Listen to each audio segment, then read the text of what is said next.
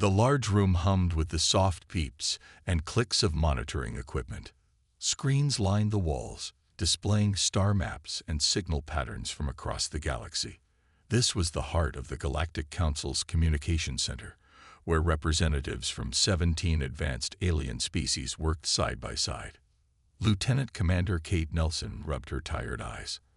As the human representative, she had the least seniority and got stuck with the night shift more often than not. Humans had only joined the galactic community 15 years ago, and the other species still viewed them as primitive newcomers. The signal alert blinked on her screen again. It was the same one she'd been tracking for weeks now, a faint transmission from a distant, unexplored part of the galaxy. The Council had officially classified it as background noise 3 years ago, but something about it kept drawing Kate's attention. Still obsessing over that dead signal, human. The voice belonged to Trell, a tall, four-armed Vexari analyst with blue-gray skin. Kate didn't look up. It's not dead. It's still transmitting, just getting weaker. The Council determined it was not worth investigation. Trell said with a dismissive wave of his upper arms, likely a dying automated beacon from a failed civilization. When Trell moved away, Kate pulled up the signal data again. The transmission consisted of mathematical sequences, prime numbers, geometric progressions, and what appeared to be star coordinates. But there was something else hidden within the patterns, something that nagged at her mind. She created a new algorithm to filter the signal differently. The screen refreshed, and a new pattern emerged, one that pulsed with the rhythm of a heartbeat. "That's no automated beacon," she whispered. Kate knew the rules. All findings had to be reported through proper Council channels.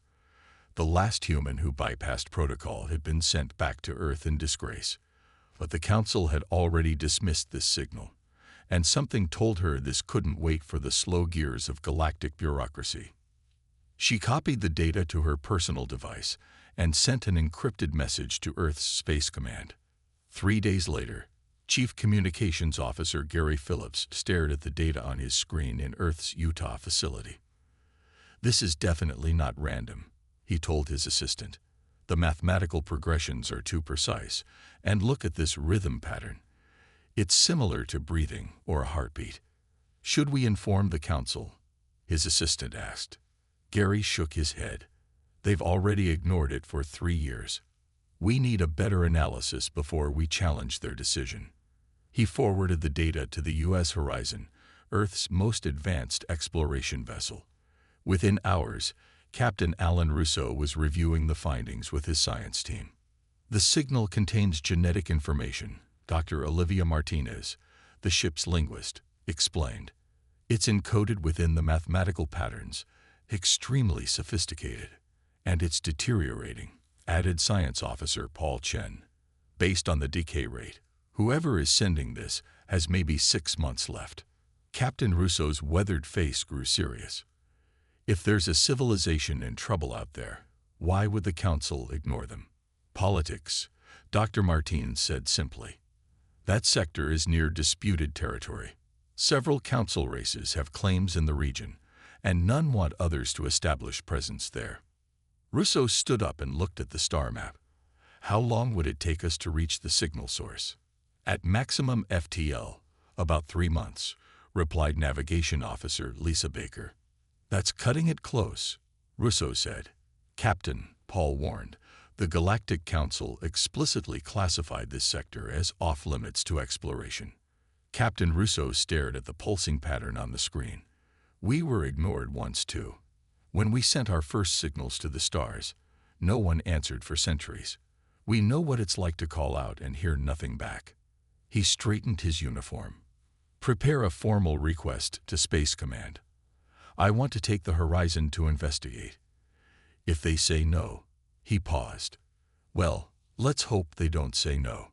3 days later, Kate Nelson was summoned to meet with the human ambassador to the Galactic Council. Her heart raced. Had they discovered her unauthorized transmission to Earth? Instead, the ambassador smiled. "Lieutenant Commander, pack your bags. You've been reassigned to the U.S. Horizon effective immediately." Kate's eyes widened. They're sending a ship to the signal. The ambassador nodded. Officially, it's a routine exploration mission.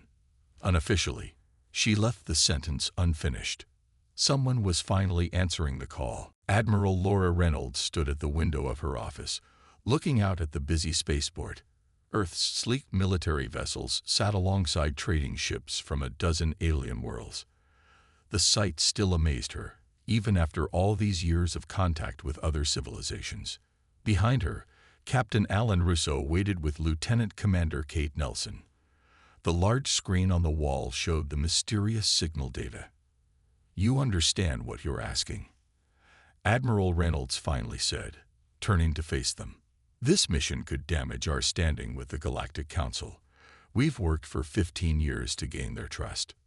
"With respect, Admiral," Kate said, "this signal shows signs of an intelligent species in distress. The mathematical patterns are too complex to be natural." Captain Russo stepped forward. "In the 3 years since the Council first detected this signal, no one has investigated. It's growing weaker every day." Admiral Reynolds sighed. "The Council claims the signal is just background noise." "They're wrong," Kate insisted. "I spent weeks analyzing it. There's genetic coding embedded in the mathematical sequences." Dr. Eric Winters, the ship's xenobiologist, tapped a tablet to bring up new images on the screen. "If my analysis is correct, this is a biological SOS. Whoever sent this is facing extinction." The Admiral studied the data carefully. The room fell silent except for the soft hum of the air filters. "Military command won't like this," she said finally. "We're already stretched thin protecting our colonies." "We can handle it," Captain Russo assured her. "The horizon is ready. My crew is the best in the fleet." Admiral Reynolds walked to her desk and pressed a button. A 3D star map appeared in the center of the room, with a red dot marking the signal's origin. "That's far beyond claimed territory," she noted. "At least a 3-month journey, even with our best FTL drives." "Which is why we need to leave immediately," Russo said. "If we wait for Council approval, it might be too late." The Admiral's face hardened. "Tell me why, Captain. Why risk a diplomatic incident for an unknown species?" Russo exchanged glances with Kate before answering. "Because it's the right thing to do. Humanity spent centuries sending signals into space, hoping someone would answer. No one did until we developed FTL travel ourselves. We know what it's like to be alone." Admiral Reynolds nodded slowly. "My grandfather was part of the old SETI program. He died still believing someone would answer our calls." She paused. "Officially, this mission doesn't exist. You're conducting a routine patrol of the outer colonies, followed by deep space exploration." She turned to Kate. "Lieutenant Commander Nelson, you're temporarily assigned to the horizon as an observer. Your Galactic Council credentials might be useful." "Thank you, Admiral," Kate said, relief washing over her face. "You have 72 hours to prepare for departure," the Admiral continued. "No direct communications once you leave the solar system. Use the emergency channels only if absolutely necessary." Captain Russo saluted. "Understood, Admiral." As they left the office, Major Frank Cooper, the security chief, was waiting for them.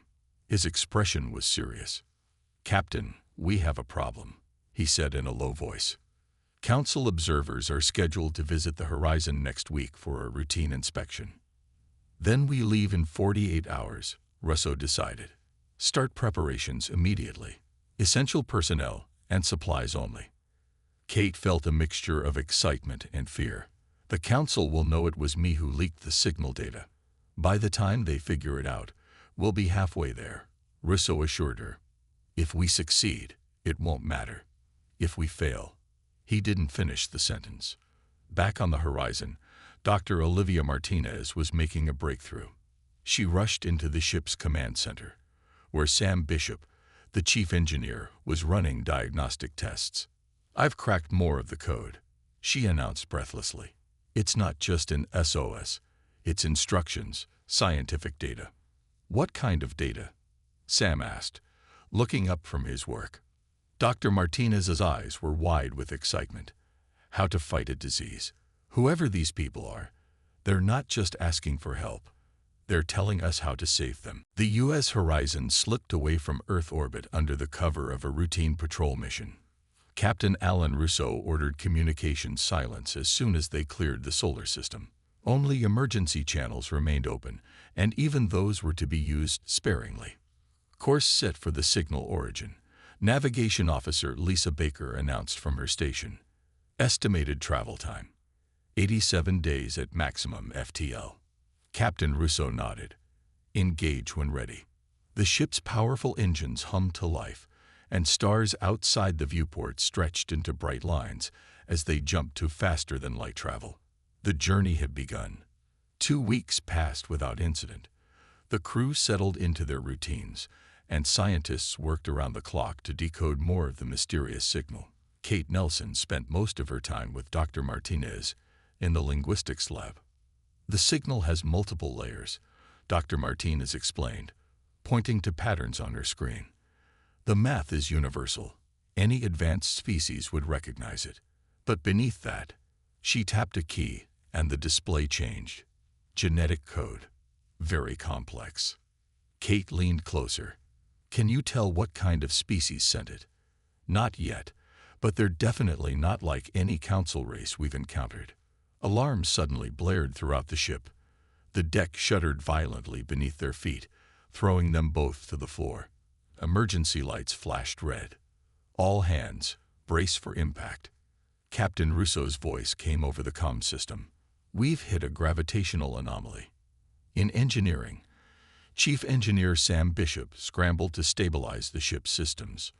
Warning indicators flashed across his panels as the hull groaned under immense pressure. We're routing power to structural integrity fields. He shouted to his team. We're being pulled apart. The horizon shook violently. Equipment crashed to the floor, and crew members held onto anything bolted down. In the medical bay, Dr. Diane Clark worked frantically to treat injuries as they came in. On the bridge, Navigation Officer Baker fought with the controls. The anomaly isn't on any of our charts. It's like a fold in space. Can we break free? Captain Russo demanded, gripping his chair as the ship lurched again. Trying, sir. Engines at 120% capacity. For 3 terrifying minutes, the horizon battled against the invisible force threatening to tear it apart. Then, with a final shudder, the ship broke free, emergency systems wailing. Damage report, Russo called out. Major Frank Cooper, at the security station, responded grimly. Hull breaches on decks 3 and 4. Life support damage. Engine efficiency down to 68%. 6 crew members injured, none critical. Sam's voice came over the comm. Captain, we need to drop out of FTL for repairs. The engines can't take this strain much longer. Captain Russo made his decision quickly. Do it. Find us somewhere safe to make repairs. The horizon dropped back to normal space near an uninhabited star system. Repair teams in spacesuits worked on the outer hull, while Sam led efforts to fix the engines. The delay would cost them precious days. In the medical bay, Dr. Eric Winters made an unexpected discovery while treating a crew member's injured arm. He rushed to find Dr. Martins and Kate. The signal, he said excitedly. I think I know why it's so complex. It's not just genetic code. It's a warning about something biological. A weapon, maybe. Dr. Martinez pulled up the latest signal analysis. You're right. These sequences, they describe some kind of synthetic virus. Kate felt a chill. So whoever sent this signal isn't just asking for rescue. They're warning the galaxy about a biological threat. A threat the Council has been ignoring for 3 years, Dr. Winters added grimly. Later that night, Captain Russo called a meeting with his senior officers.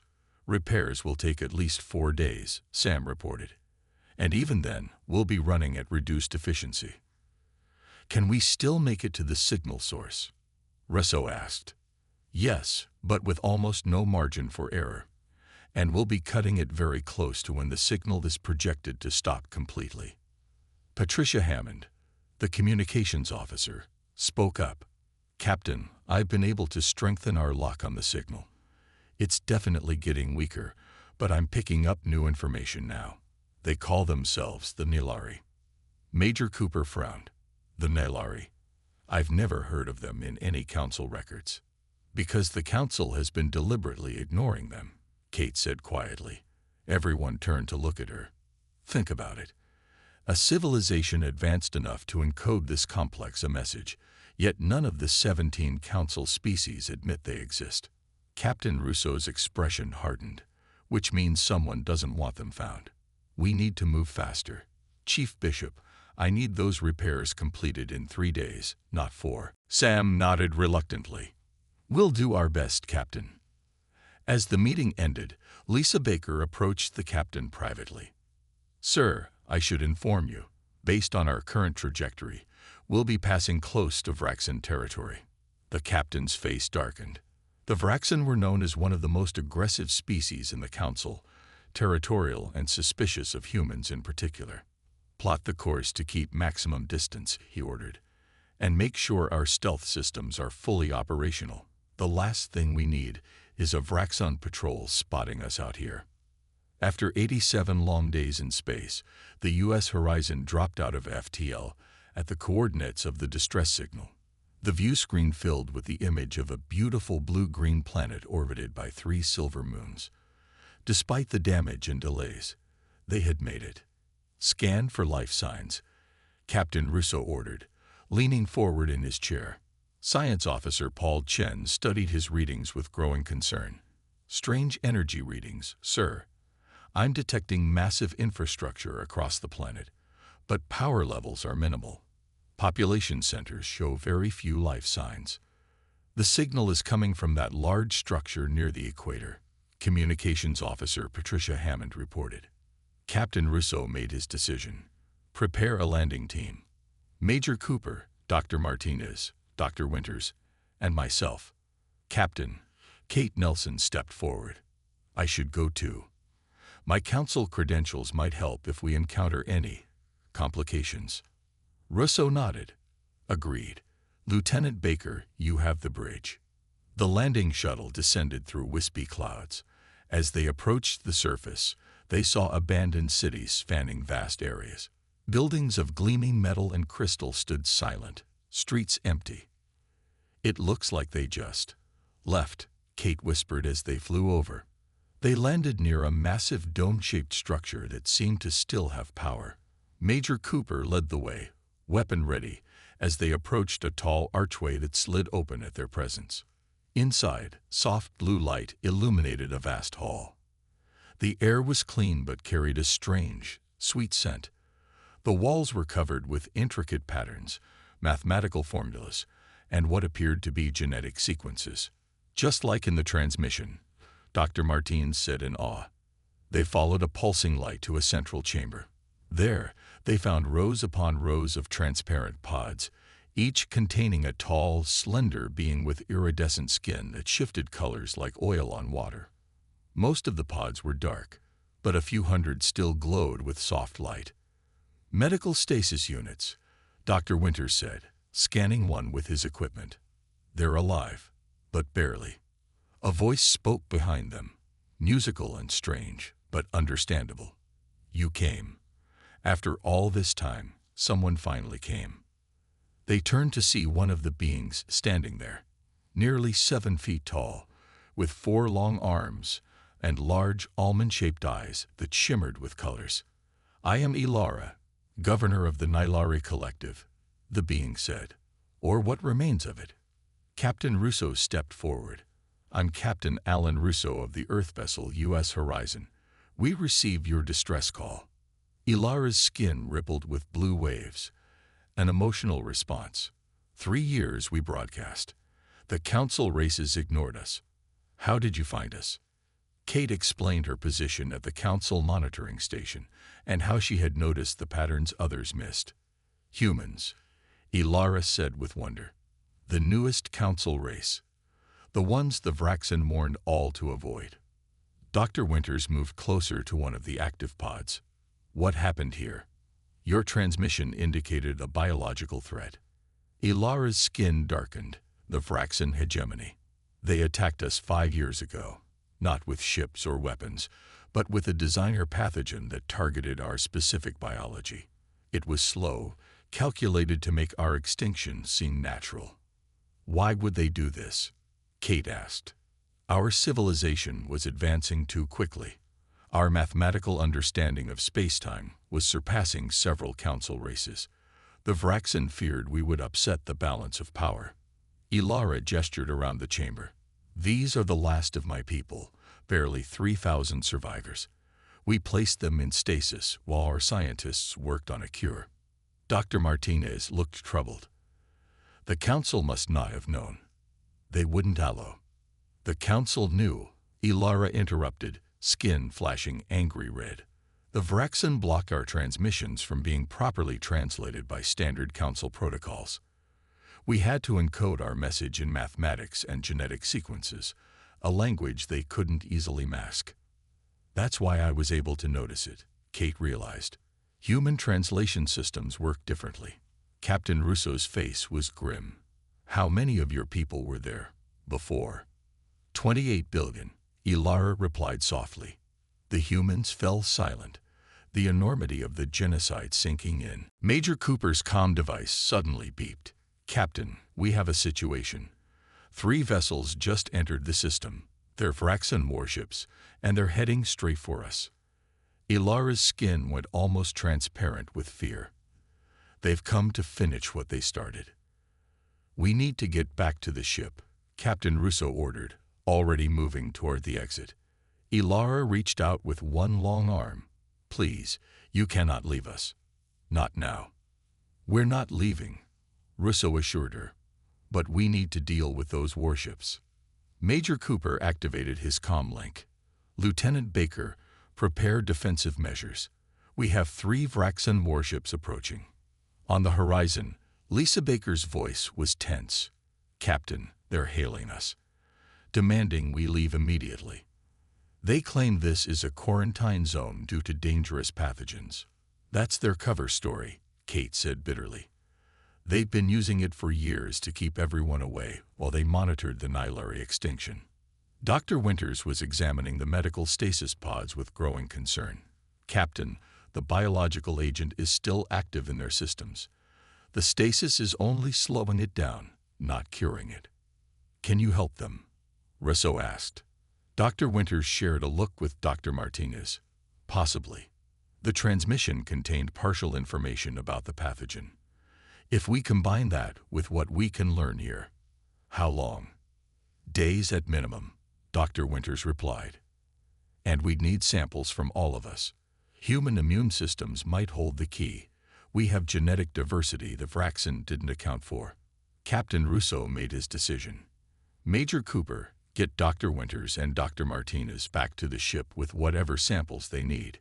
Kate and I will stay here with Ilara to learn more. Cooper nodded. What about the Vraxan ships? We'll try diplomacy first, Russo said grimly.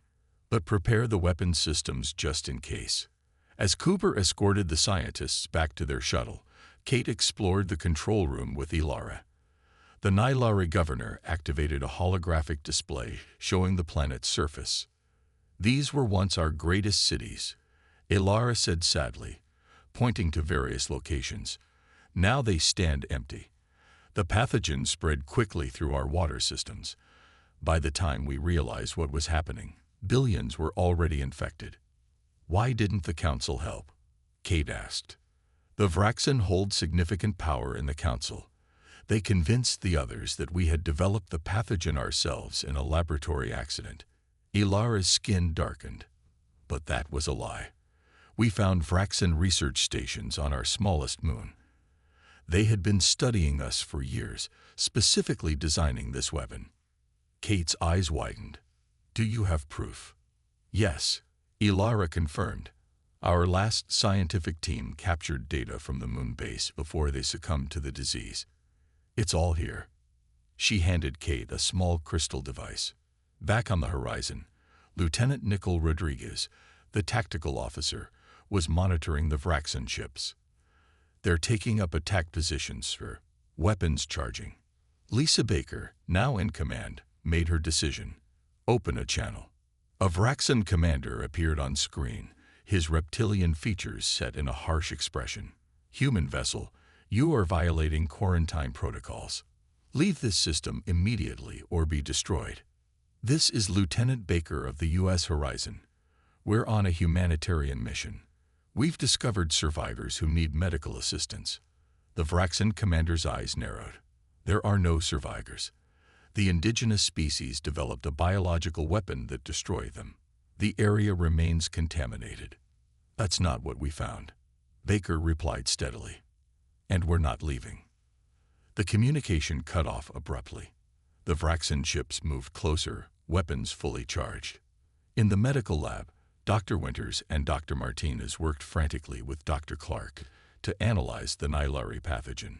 It's brilliant and horrifying, Dr. Clark said, studying the results. The virus rewrites DNA, turning the body's own systems against itself, but it's specifically designed for Nylari biology. Dr. Winters looked up from his microscope. I think I found something. Human interferon proteins seem to neutralize it in the test sample. We need to synthesize a treatment using our own immune cells, Dr. Martinez suggested. Every crew member would need to donate. That would take days, Dr. Clark warned. And the Vraxan won't give us days.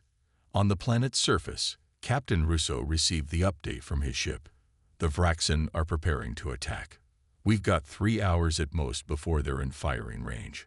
Ilara's skin pulsed with anxiety. Even if your doctors find a cure, we can't revive everyone that quickly.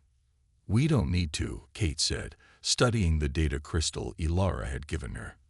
This proof of the Vraxan's actions, we need to transmit it to the Galactic Council immediately. The Vraxan will block any transmission, Russo pointed out. Kate's expression turned determined. Not if we use the Nylari's own transmission method. We can encode it in the same type of mathematical signal they've been broadcasting for years. Will the Council understand it this time? Russo asked. They won't have a choice, Kate said firmly. Because this time, we'll make sure everyone hears it. The U.S. Horizon hung in space, its damaged hull gleaming in the light of the blue-green planet below. 3 Vraxan warships approached in formation, their weapons systems fully charged. They're hailing us again, Communications Officer Patricia Hammond reported. Captain Russo, who had returned to the ship, nodded. On screen, the reptilian face of the Vraxan commander appeared. This is your final warning, human vessel. Leave this system or be destroyed. This is Captain Alan Russo. We are responding to a distress call from the Nylari people. We have evidence that they were attacked with a biological weapon. The Vraxan commander's eyes narrowed. There is no evidence because there was no attack. Leave now. Russo leaned forward. We know what you did. And soon, the entire Galactic Council will know too. The communication cut off. The Vraxan ships began to move into attack position. They're targeting our engines, Lieutenant Rodriguez reported from Tactical, trying to disable us rather than destroy us. They want to silence us without creating an incident, Kate realized. Captain Russo turned to Sam Bishop. Chief, what's the status of our engines? Still at 68% efficiency, Captain. We can't outrun them. We don't need to outrun them, Lisa Baker said suddenly. We just need to outmaneuver them. She pointed to the display showing the planet's 3 moons. If we use the gravitational fields of the moons and the planet's magnetic field, we might be able to buy some time. Do it, Russo ordered. The Horizon surged forward, diving toward the smallest moon where the Vraxan had their research base. The sudden move caught the Vraxan ships by surprise. On the medical deck, Dr. Winters, Dr. Martinez, and Dr. Clark worked frantically. Crew members lined up to donate blood samples. The synthesis is working, Dr. Clark announced, checking the results. Human interferon combined with modified antibodies is neutralizing the pathogen in the test samples. How soon can we get it to the Nylari? Dr. Winters asked. Another hour to complete the first batch, she replied. But we need to hold off the Vraxan that long. The ship shuddered as a Vraxan energy beam grazed their shields. Shields at 82%. Rodriguez called out. They're trying to herd us away from the moon. They're protecting something down there, Kate said. The research base Ilara mentioned. Russo made a quick decision. Lieutenant Rodriguez, target their weapon systems only. I want them disabled, not destroyed. Aye, Captain. The Horizon fired precision beams at the lead Vraxan ship, striking its forward weapons array. The warship faltered, falling back as the other two moved to protect it. Meanwhile, Kate worked with Patricia Hammond at the communication station. We need to broadcast the evidence on all frequencies using the Nylari mathematical encoding. The Vraxan are jamming standard channels, Hammond reported. Use the highest energy band, Kate suggested. The same one the Nylari used for their distress call. As Hammond prepared the transmission, Ilara worked with Dr. Martinez in the medical bay. Our stasis systems can be modified to distribute the treatment, the Nylari governor explained. Once the first batch is ready, we can send it to the surface. The ship rocked violently as another hit struck their shields. Shields at 64%. Rodriguez reported. We can't take much more of this. Lisa Baker skillfully piloted the ship between two of the moons, using their gravity to slingshot the horizon around. The maneuver bought them precious seconds, as the Vraxan ships had to adjust their course. Transmission ready, Hammond announced. Send it, Russo ordered. Maximum power. The evidence of the Vraxan genocide, research logs, genetic sequences of the designer pathogen, and recordings from their moon base burst outward from the horizon on all frequencies, encoded in the same mathematical patterns the Nylari had used in their distress call. They're trying to block it, Hammond said tensely. Too late, Kate replied with satisfaction. It's already reached the nearest council relay station. They can't stop it now. The Vraxan ships suddenly broke off their attack, changing course abruptly. They're retreating, Rodriguez reported with surprise. No, Russo said grimly. They're heading for the planet.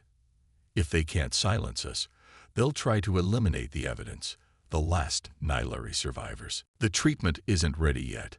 Dr. Clark's voice came over the comm. We need 15 more minutes. We don't have 15 minutes, Russo said, watching the Vraxan ships descend toward the planet. Major Cooper, prepare a landing team. We need to protect those stasis pods at all costs. Major Cooper led the defense team to the surface as the Vraxan landing crafts descended toward the Nylari facility. Captain Russo remained on the horizon, coordinating their last stand. Dr. Clark, we need that treatment now, Russo urged over the comm. Almost there, Captain. 5 more minutes. On the planet's surface, Cooper and his team set up a defensive perimeter around the stasis chamber. Kate helped Ilara move between the pods, preparing the distribution system for the treatment once it arrived. They're coming, one of Cooper's security officers warned as sensors detected Vraxan troops approaching. The first shots were fired as Vraxan soldiers in heavy armor stormed the facility. Cooper's team fought back, using the building's architecture for cover. Energy beams crisscrossed the entrance hall. We can't hold them much longer, Cooper reported as his team was forced to fall back. In orbit, the Horizon continued to broadcast the evidence of Vraxan crimes while trying to disable the enemy ships. Lisa Baker pushed the damaged vessel to its limits, executing maneuvers that strained the hull. Captain, Hammond called out suddenly. I'm picking up new signals. Multiple ships dropping out of FTL at the edge of the system. The view screen showed 5 vessels of various designs appearing.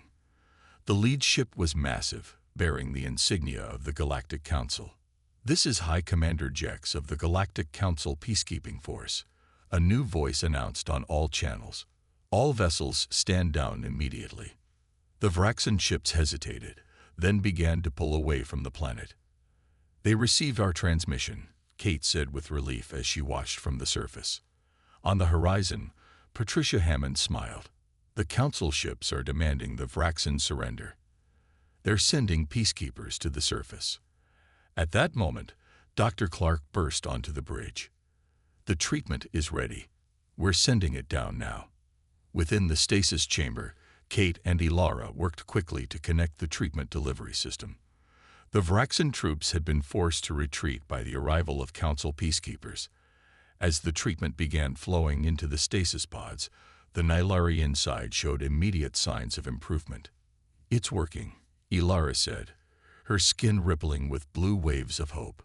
2 weeks later, the U.S. Horizon remained in orbit around the Nylari homeworld. Council ships surrounded the planet, providing protection and aid.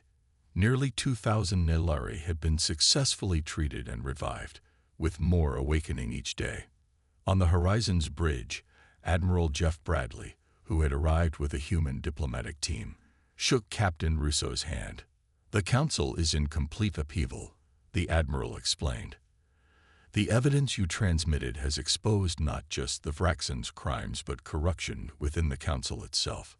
Several high-ranking officials have been removed." "What about the Vraxan?" Russo asked. "Their leadership is facing trial for genocide. Their military has been confined to their home system." Kate entered with Ilara, who had become the official representative of the Nylari people. "The Council has formally recognized the Nylari Collective," Kate announced. "They've been granted full protection status. And we have you to thank," Ilara said, turning to the humans.